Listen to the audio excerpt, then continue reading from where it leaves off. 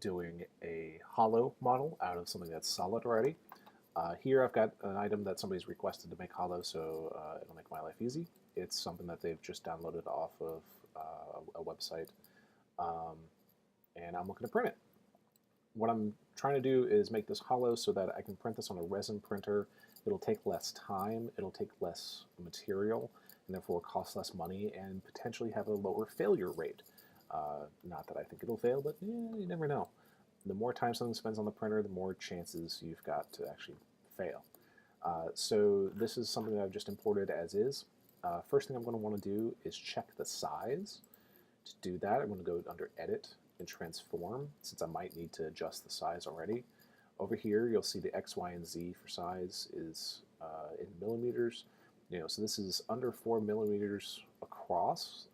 That's not really going to be very useful for me because that's really tiny. For this particular object, I think I'm going to end up printing it somewhere around, I don't know, let's say 10 centimeters across. That's a good, 4 inches? And there we go. We have a nice giant heart. I'm going to accept that. And I did use uniform scaling so that everything went up in the same size. Now to make it hollow, I'm going to use Edit and then Make Hollow option. From here, it's going to do a little bit of math. It's got some preset settings already, and you can kind of just go ahead and see we have this transparent shape for the thickness of our walls, and then this gray blob in the center is kind of the actual hollow area. It's the inner wall that you're seeing. You can choose a few different settings for here, most of them dealing with generating holes and putting some sort of hole in your object in case you need to have drainage or vacuum issues or something along those lines. It's not a terrible idea depending on what it is. You can automatically generate those holes or you can place those holes. I've done it for a couple of different prints.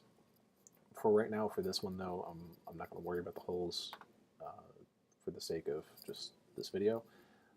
But the main thing that you'll want to care about is the offset distance. From here, I can choose a maximum of 4 millimeters or a minimum of 0. This is going to be the offset or the thickness of the wall of the actual object. So for our purposes, I might want it to be about 1 millimeter.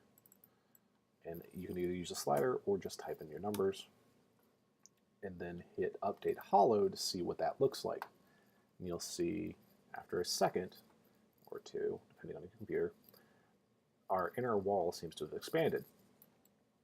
So it's basically saying that any wall is going to be 1 millimeter thick. So that's why our aortas and things like that are still transparent. There's nothing actually in there. It's because these are, as a shape, are under 2 millimeters across. So there's no real hollow to make. But you can see everything else in there, so that'll hold up pretty well. So if you have an object that's kind of thin or kind of spindly, you'll be able to see whether or not it's going to make something hollow or not, which is kind of a nice, handy tool. Once you've figured out what you want, you hit Accept. It'll make it hollow, and there you go. We don't really see anything, but it is what it is. From here, I can export it, I can continue to edit it, whatever I need to do, and that is the thing. For the sake of an example, I will go ahead and do a plane cut to show what we do and do not see. I'm going to not fill it, and then there's our hollowed out heart. So you could use this if you wanted to create walls, make a thickness for all of this geometry here. You can kind of follow that in some of the other tutorials about making a flat shape printable and sealing it all up. So that could be kind of interesting if you really wanted to. It's kind of up to you and what your goals are. But there you go.